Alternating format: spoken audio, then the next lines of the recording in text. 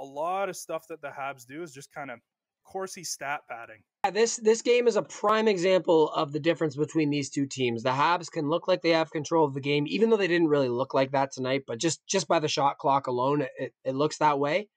But the Leafs just have the talent. We've said it 100 times. We've said it 1,000 times. They have talent, and the Habs don't, especially when they're missing Thomas Tatar and Brendan Gallagher. There's just no way they can compete with the Leafs. Austin Matthews has more finishing talent and is pinky than the Habs have on their whole team. Yeah, exactly. It just highlights the strengths of the Toronto Maple Leafs. And a lot of times versus a lot of teams, they are still going to dominate the possession. They're going to, look like they really are completely dominating the game, as well as pile up those scoring chances and stuff. But this is what the Habs do. They pile on kind of those shots from the outside. They love to just work it to the point, get point shots. Lots of low danger opportunities. So when you are watching the Habs Leafs, you're like, oh, wow, the Habs have 10 more shots than the Leafs. They must be playing good.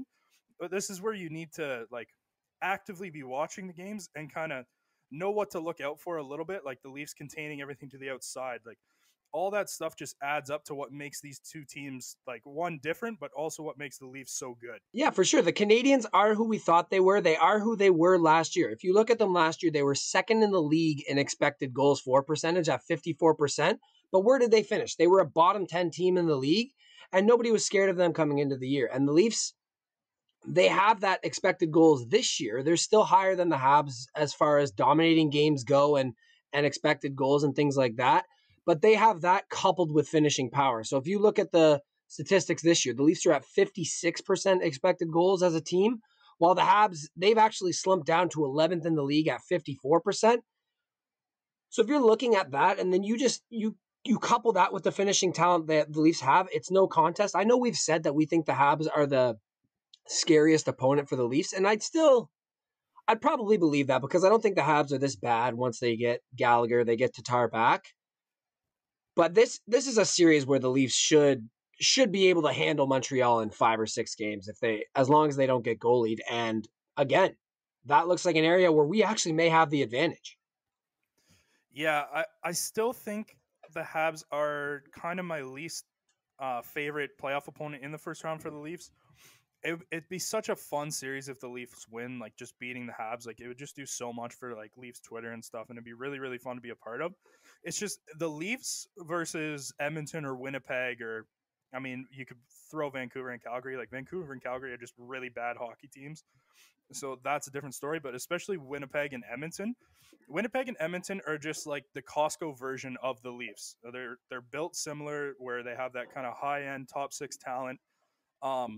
But it's not as high end as the Leafs. And then Edmonton has no bottom 6 talent whatsoever. And their defense isn't very good aside from maybe Darnell Nurse. Mike Smith's having a great year in net, but that's a little bit shaky. So you give the Leafs the edge on everything else. And then same with the Winnipeg Jets. The Winnipeg Jets defense is terrible. And then they have a Vezina quality goaltender. So when we're looking and kind of saying that, the Canadiens might not be our preferred first round matchup, it's because they're just a different team than us. So if that different style can get hot in the playoffs, and it's just a little bit more intimidating, for me looking at it. Yeah, it's scary if you think of, okay, maybe Tyler Toffoli and Josh Anderson go on shooting benders for a couple games, or just our goalies decide not to show up. Because if our goalies do play poorly, then Montreal is a team that's going to hurt you because they just fire such a quantity of shots on net. So they still would scare me more than Edmonton or Winnipeg, but the gap is closing for me. I know this month has been without Gallagher, but you can't just chalk up how badly they've played to one player. If you take away Austin Matthews off the Leafs, which he is 3 times the player Brendan Gallagher is, they're not going to fall off a cliff in the same way the Canadiens have. So it's just, and we've been missing a player of a similar caliber in Zach Hyman, and we haven't missed a beat. So they just look different. I think that firing Julian to me was such a mistake for them. We had talked about it before. He's a great coach for their team. He's an excellent possession coach, excellent goals for percentage coach. He's a guy who helps you dictate play. And all of the Canadiens fans were complaining. They're like, yeah, but we're not finishing. We're not scoring enough. It's look at the roster. Don't look at the coach. Who on this team do you expect to light the world on fire? Yeah, when your best goal scorer is Tyler Toffoli, and nothing against Tyler Toffoli, he's a good player, but he's a good middle 6 player at this point. He's not a first line goal scoring talent. And that's your best chance. Maybe Thomas Tatar, I'd probably argue actually Thomas Tatar might be your best chance. But those two leading the lamp, like they're not just elite goal scoring talent like the Leafs have. And then they really only have those two guys. So they don't have the players that can, play along. They don't have a Mitch Marner. They don't have a William Nylander to go with their John Tavares and their Austin Matthews. So they're a team that struggles to score goals. They're a good 5v5 team, and they're a team that struggles in net as well. So looking at it, like I think you're right on, right on. Like this team is scaring me less and less by the minute, just because their goaltending, Jake Allen doesn't look like he can, be an improvement on Carey Price that much this year, and their goal scoring is still dry. So this is 2 years of dry goal scoring.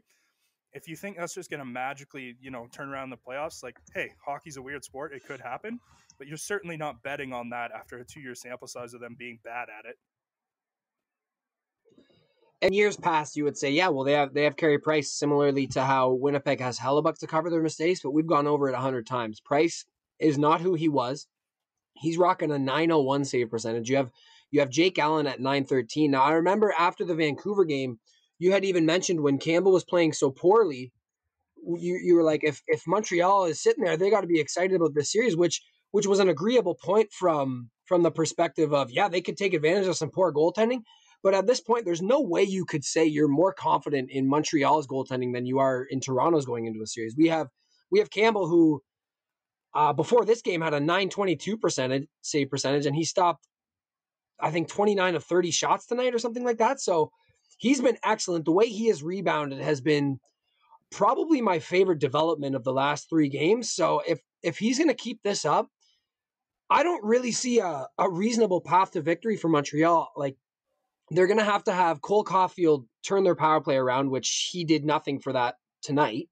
And then they're going to need one of Price or Allen to just play out of their minds. So I was probably at about a 65% confidence about a Leafs Canadian series. My confidence just keeps going up by the day. Like I'd be going like 75, 80% faith in the Leafs to wrap this series up. And that 20% is purely just due to hockey being hockey. Shitty teams beating better teams. It happens from time to time, but the logic just says the Leafs win this one in 5 or 6. Yeah, if you're breaking down the goaltending, basically we have 3 darts at the dartboard. One of our 3 guys can get hot. Obviously, Jack Campbell's the favorite. Frederik Andersen probably coming back from injury. Who knows? And then David Rittich, obviously the least likely of the 3. But the Montreal has a very similar situation where their goaltender, who used to be very good for the team, who isn't good anymore, coming back from a serious injury. Sure, he was very, very good Vezina quality goaltender for a couple years back. He's not that goalie anymore. And there's one thing that, like, there's kind of this thing like, oh, he used to be that good, like he could get that good again. That's just it's not a thing that's going to happen.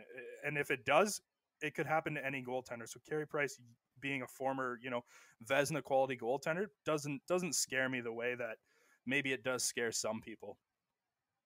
Yeah, it just doesn't work that way in hockey.